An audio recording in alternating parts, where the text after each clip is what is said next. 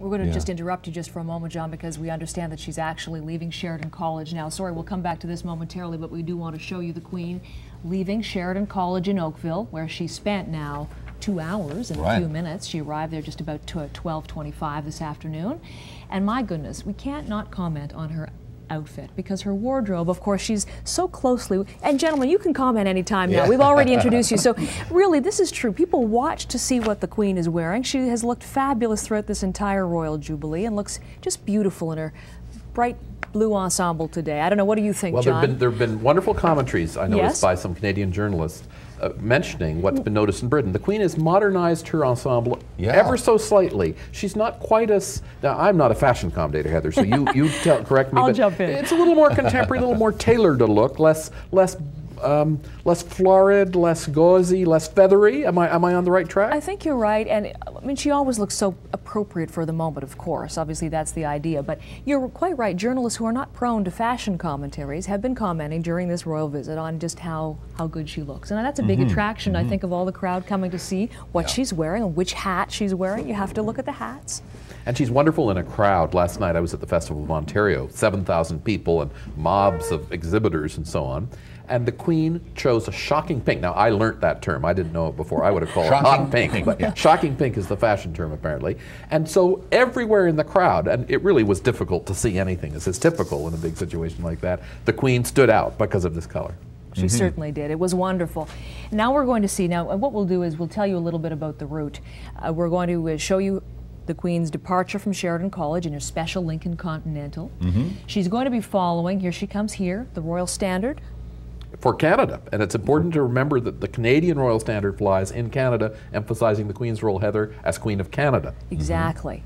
Who's the woman she's traveling with, John? Do you know? There's a woman I noticed who was collecting the flowers from the children earlier. I didn't know if it was a lady in waiting. I think that's her Canadian lady in waiting. Right. A Canadian lady in waiting and a Canadian military equerry is appointed by the Government of Canada for each royal homecoming. Okay, where's she going to go from here, Dan? All right, she's going to head off the campus and back out, I believe, Trafalgar, then back out to the QEW. Of course, the highway named for the Queen Mother, which was opened, as you mentioned, a little while ago, back in 1939. And we'll travel all the way down to Hamilton and exit at York Boulevard. We'll pass over the Thomas B. McQuestion Bridge, which was dedicated by her late sister, Princess Margaret, and then make its way down York Boulevard, which, as we have already heard, has been all redone and is looking quite fabulous, in fact, with its new pavement and all the decorations along the side.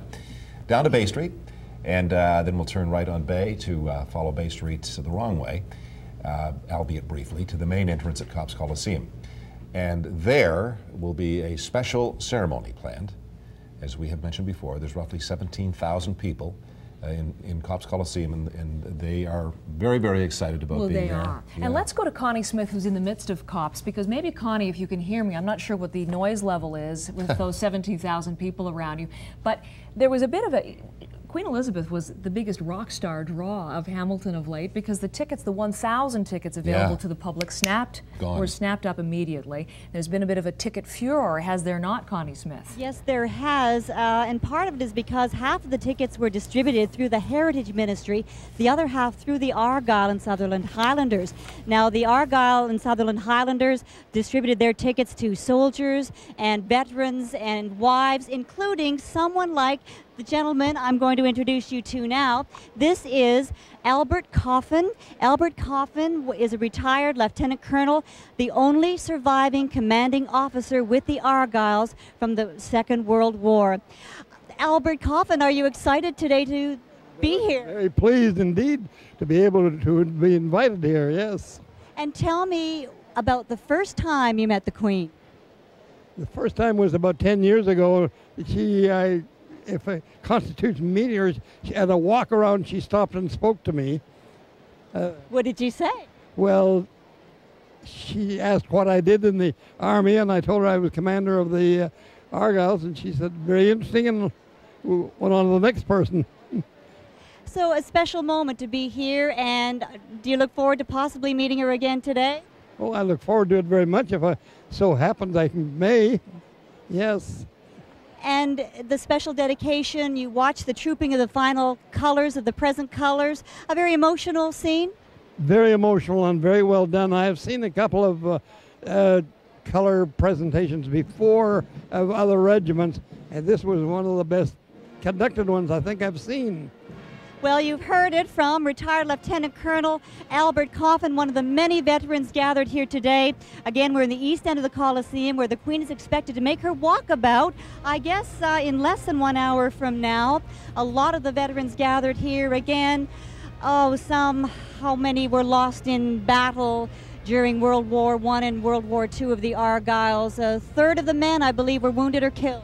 I wouldn't be able to tell you any numbers. There were in hundreds, but...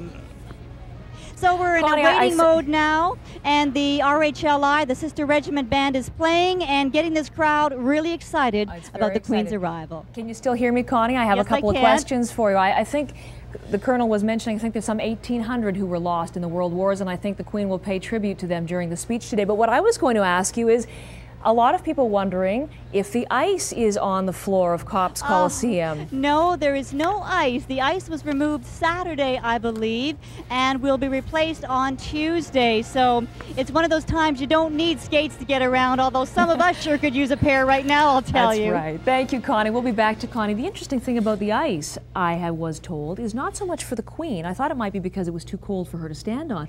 It's for the parade. Well, that makes sense. Yes, as they're marching with their bagpipes and their instruments and the parade of the troops, it was a little problematic. So it's removed wholly, and the Government of Canada picked up the tab for that. All right, and we're grateful for that. Let's go back to the chopper as we join once again the Queen's motorcade. It has now hit the highway. She is heading on the Queen Elizabeth Way toward our city.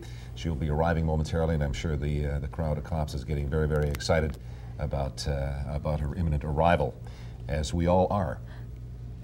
Isn't it wonderful, Dan and Heather, you've mentioned the Queen Elizabeth Way opened by the Queen Mother, then Queen, in 1939, that she'll be going over a bridge opened by Princess Margaret. This golden thread of continuity that the Crown has provided for Hamilton as for Canada over the years, and here we have it in the most practical terms, roads and highways and bridges. It's a lovely expression of the way the royals are part of the fabric of Canadian life and so deeply knit into it. It's very true, and we actually have prepared a retrospective look back at those royals. Do you want to talk about that a little bit? Well, okay, we of course mentioned earlier the Queen is marking her Golden Jubilee here, and she has in fact visited our country 21 times now.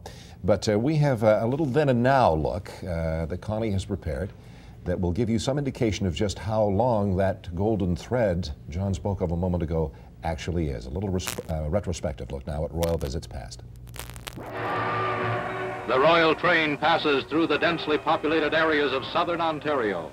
The royal relationship between the Windsors and royal watchers in this area stretches back to 1939.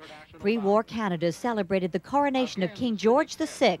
He and his wife, Queen Elizabeth, the Queen's parents, received a warm welcome during a stop in Niagara Falls. In fact, as many Americans as Canadians turned out to see the new king. The royals moved on to Hamilton by train, then drove through downtown Hamilton to Civic Stadium, now Ivor Wynne, for a ceremony with school children.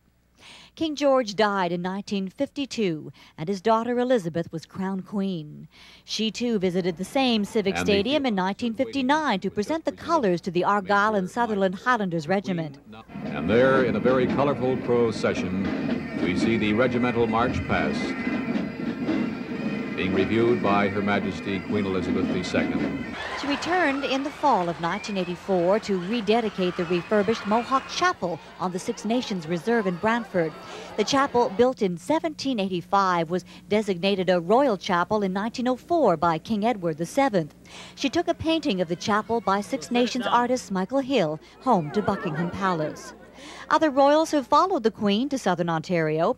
2 years later, Princess Anne displayed her mother's love of animals when she visited the Wild Bird Clinic at the University of Guelph.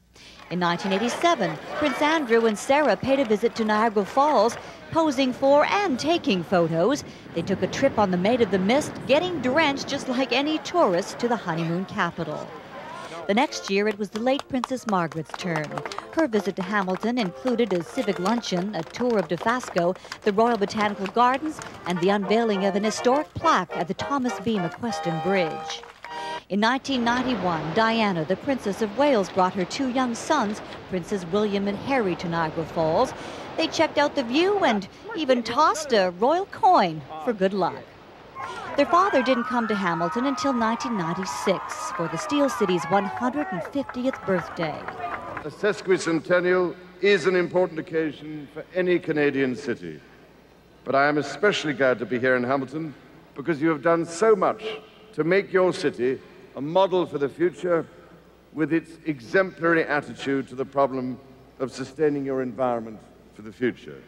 The Prince of Wales also officially opened the Canadian Warplane Heritage Museum in Mount Hope. The most recent royal visit to southern Ontario took place just this past August. The Queen's youngest son, Prince Edward, and his wife Sophie, the Earl and Countess of Wessex, christened a new canning line at Sleeman's Microbrewery in Guelph. 63 years of shared history, binding the heritage of the Golden Horseshoe to the Windsors of England.